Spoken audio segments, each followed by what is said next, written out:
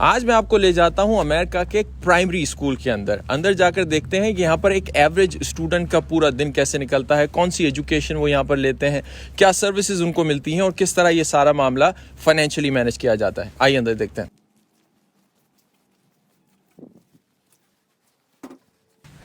इस वक्त मेरे साथ मौजूद हैं इस स्कूल की principal doctor Aaron Detmar. Thank you very much for being with us. हम इनसे पहले इस स्कूल का पूरा टूर लेंगे और फिर जो हमारे जहन में सवालात हैं एक टिपिकल स्कूल के हवाले से वो मालूम करेंगे। Could you please walk us through and tell us what a typical day for your student looks like here? Absolutely. Welcome. I'd love to show you around. इस वीडियो को हमने सुबह सवेरे शूट किया था बच्चों के स्कूल पहुंचने से पहले, और उसकी दो वजूहात हैं।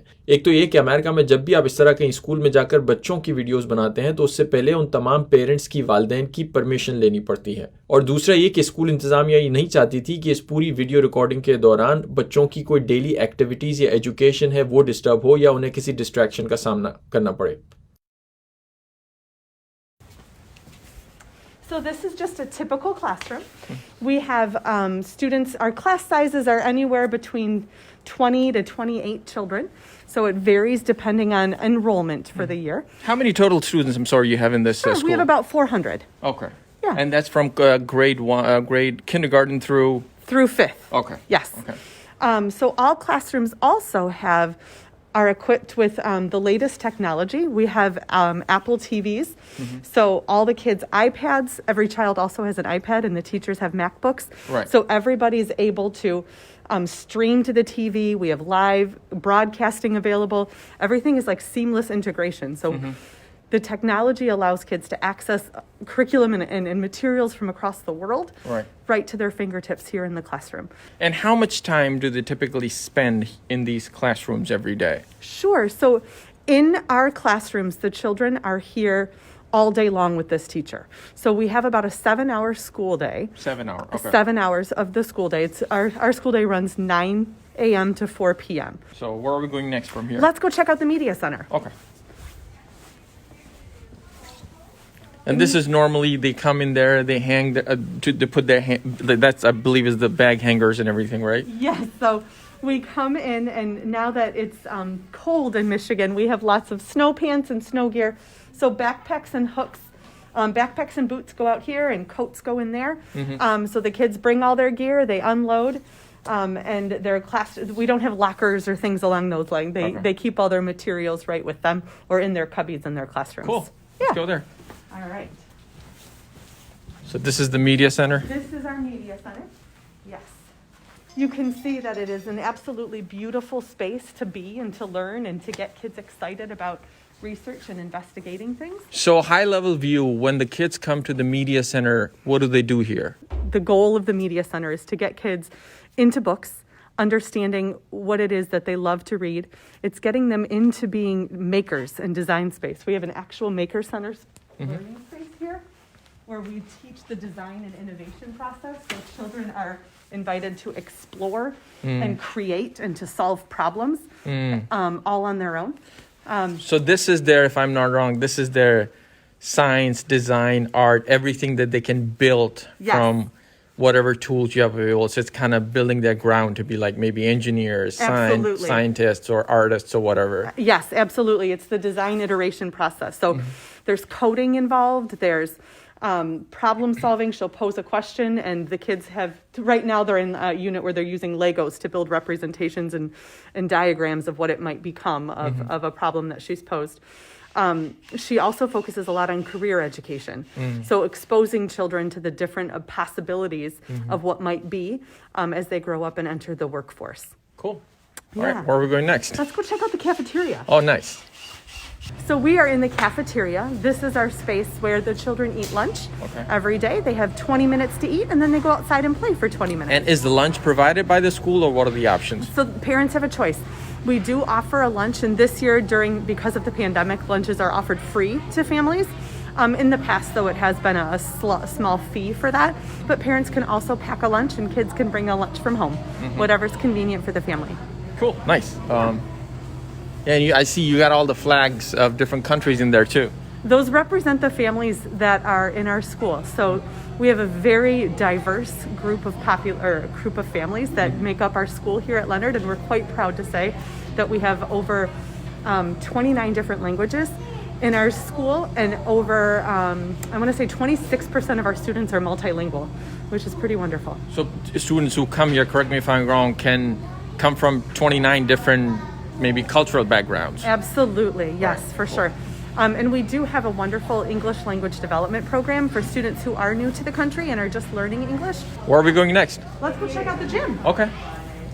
That's your gym. This is our gym. Okay. It's a beautiful space. The kids get, we know the importance of physical activity, so the kids get 45 minutes a week with Mr. Grant, our physical education teacher, and he teaches them units that develop personal awareness for health and fitness over time. So they do learn sports, but they also learn habits that they can take with them as they grow into healthy young adults. Thank you, Dr. Detmer. You've been kind enough to give us the whole tour, and this is amazing. I'm just going to ask you a few random rapid-fire kind of questions for you, because I, personally speaking, growing up, I never went to school like that. I grew up in Karachi. The schools there are totally different from when we're here. So we have a lot of questions in our minds, and I'm sure people who are watching also have a lot of questions. So let me begin by asking a simple question. You talked a little bit about it too, but over kind of overview again very quickly. So the basic subjects that kids learn in your school are? Reading, writing, math, science, and social studies are the core academic subjects. Okay. And do you follow any sort of a national curriculum, or does any school generally in America or in Michigan follow a national curriculum, or they have their own? So Michigan has adopted the Common Core standards, which most states in our country have adopted that. So those standards guide the curriculum, what is taught. But every district in our state is able to choose or adopt the curriculum that they believe best meets the needs for their students that teach those standards. So in other words, there's no national requirement for you to follow certain books or certain types of writing. Correct. There's no national requirement for the way we teach it. It's just what we teach. Now, and all of this that we're seeing here to the families, it's a public school, so it's free to them, right? It's a free of cost. But it takes a lot of money to run this kind of operation. I'm wondering if you could tell us, where does that money come from? How does a typical school get funded? Sure. That is a very complicated question. There are multiple sources of revenue that fund public schools. They all come from tax dollars. Some are local tax dollars, some are state, and some are federally funded tax dollars. It's included in property taxes that parents pay. Some of the funds that come from non-homestead taxes are also levied to pay for schools. So there's not one funding source that pays for our public education, but it is truly a whole community feel. Everybody who pays taxes in one way or another is actually helping to support our public schools. Right, and you may not know this exactly, but I heard, as far as Michigan was concerned, I heard that on average, Michigan spends about $7,000 per year on one student. Is that about right, or? So every school district has, the way the state determines the funds that are allowed, like a per pupil allotment, is, I'm not exactly sure how the calculation is determined, but every district has a different per pupil allotment. So it could range anywhere between $6,000 to $9,000 per student. So a $7,000 per pupil allotment is a good average. And when kids go to the next level, the next grade, is there sort of, at the end of the year, any sort of exam that they have to pass, any test that they have to clear to go to the next level?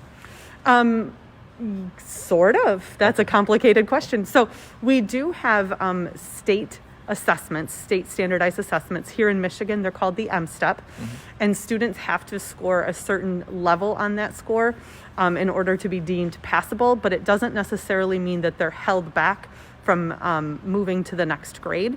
As a school, we talk about students demonstrating mastery, and so teachers work very closely with families to determine intervention plans in order to make sure all students are getting what they need in order to advance to the next grade level. If there was ever a case where a child was not demonstrating mastery, there are provisions we can do in order to meet that child's needs. but there isn't a pass-fail exam that might As such, exist right, yeah. in other places. Let's say a family just arrived in Michigan or in America. Is there anything that we missed that they need to know as far as our public school is concerned?